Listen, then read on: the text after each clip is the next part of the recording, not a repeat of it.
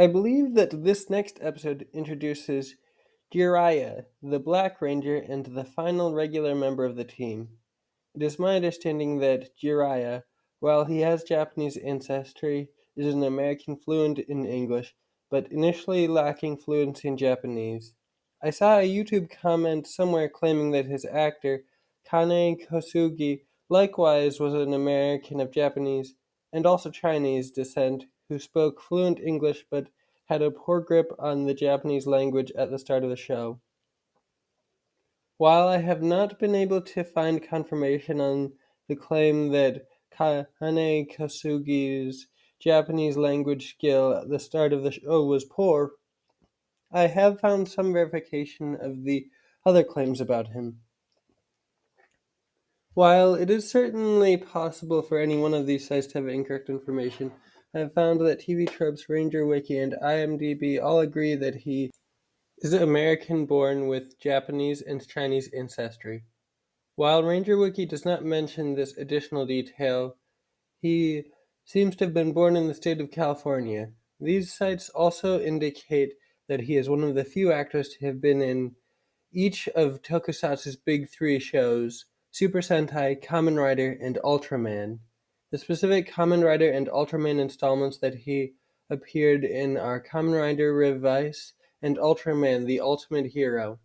It is stated that he is the first of only three actors considered to have achieved this distinction, although I have seen things on Reddit that lead me to believe that there may have recently been a fourth as of Gojuger.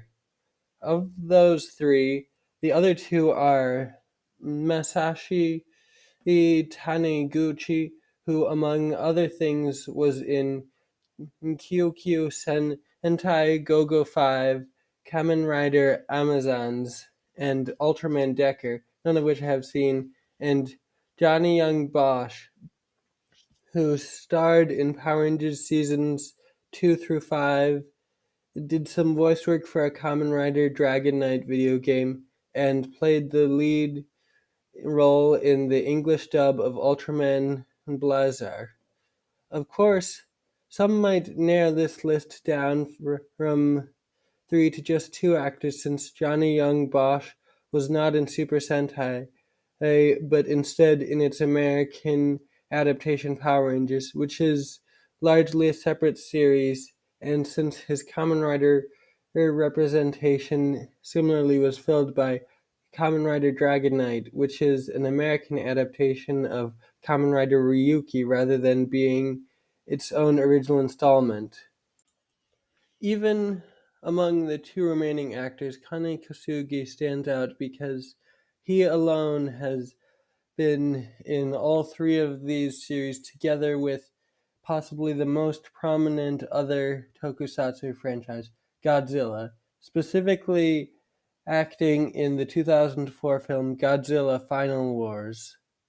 I find it interesting that of these three actors, while the later two are a Japanese man involved directly in the Japanese originals and an American man involved in American versions, Kane Kosugi, the first of the three, is an American of Japanese descent and largely involved in the Japanese originals, but whose first Ultraman series was produced in the United States.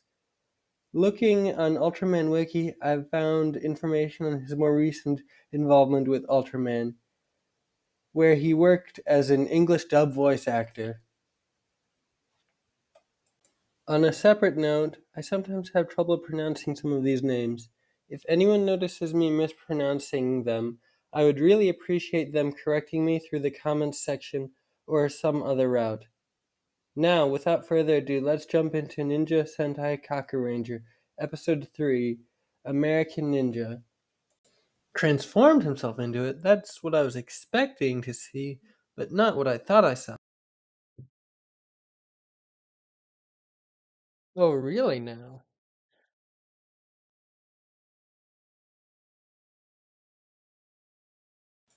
It's the bait. It's the karaoke from hell, like how Spider-Man is the emissary from hell, or not. There was some kind of error in my recording, so this video's clips of my initial reactions to the episode are greatly reduced, partly because of the recordings of many of my reactions to seeing the episode for the first time being lost. I have also included some things that stuck out to me on a second viewing. After the opening theme plays and the narrator recaps episode 2, episode 3 begins with Sasuke and Saizo lounging around discussing how Sasuke is now uh, uh, currently the only Kakuranger with one of the scrolls for turning into a giant mech. Nearby, Tsuruhime and Seikai are using Nekomaru as a food truck, selling crepes to passers-by. We cut to our monster of the week, Oboro Guruma, a yokai who works as a taxi driver. After a montage of difficult passengers making his life a living hell, Oboro Oguruma turns into his taxi-themed rubber suit monster form to chase down a passenger who stole his fare meter. The chase leads them by the Kakurangers, who transform and chase Oboroguruma down on motorcycles that Tsuruhime conjures out of thin air. When they are about to catch him, a mysterious man dressed in a cowboy costume shows up and starts shooting at the Kakurangers with his guns, allowing the yokai to escape. Rather than speaking Japanese like everyone else in this show, the man speaks clear, fluent English with an American accent. Back at Nekomaru, Sandayu informs the rangers that the man in the cowboy costume is Jiraiya, the fifth member of the Kakurangers, whose family moved to the US long ago, causing Sandayu to lose contact with them. Jiraiya speaks with Oboguruma while they eat. As they are leaving, Jiraiya spots Suzuki and Saizu hiding in the bushes and tosses a morsel into Saizu's mouth. The morsel hides a note written in English, which informs the Kakurangers that Jiraiya is attempting to retrieve the remaining 4 scrolls for transforming into giant mechs. Oboro Guruma takes Jiraiya to a restaurant where numerous yokai are hanging out. He leads Jiraiya into a cave in the back to meet with the yokai boss, or at least someone who that part of the episode led me to believe was the yokai boss. The yokai boss traps Jiraiya in a cage and explains that he knew that Jiraiya was coming for the 4 scrolls. He teleports them to the edge of a pit of fire and points out a table near the pit which holds 4 scrolls before pushing Jiraiya off the edge and leaving. Oboro Guruma is enraged by Jiraiya's deception and attempts to kill him. As Jiraiya falls, the Kakuranger's 5 ancestors appear and give him his sword and Doron changer, allowing him to escape. He and the other rangers transform and gather to fight Oboro Guruma, who grows giant. With the help of the 4 scrolls, all 5 Kakurangers turn into giant mechs and defeat the monster together. Later, a man who I believe was previously stated to be the yokai boss, is seen walking on the street before he climbs into a trash can and transforms into a trash can themed rubber suit monster whose costume was reused in Power Rangers as the monster of the week known as Garbage Man. This was a particularly enjoyable episode for me. It felt unreal hearing Jiraiya speak unbroken English with an American accent. One of my only real issues with the episode is how the ninja ancestors sent Jiraiya's sword and Doron changer right to him rather than making him go pull the sword out at the quarry.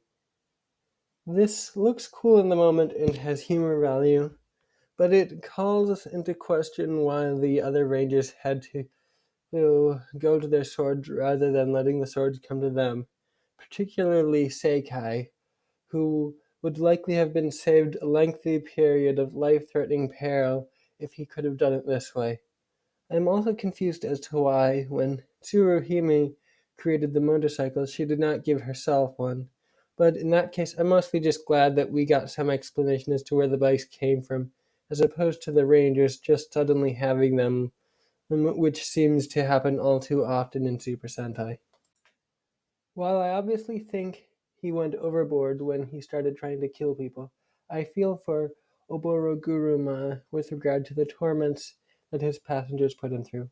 I find it interesting that the Kakuranger's finisher move was called Ninpo Vacuum Hurricane, when the next ninja-themed Sentai was called the Hurricanegers.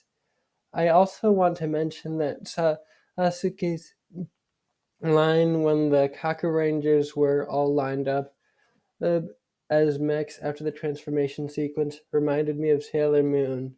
While there's a decent chance that it just felt uh, similar to me because of how Sendai influenced Sailor Moon is, and this may not be a Sailor Moon reference. I saw something recently indicating that there is something later in the season that's a much more clear cut Sailor Moon reference.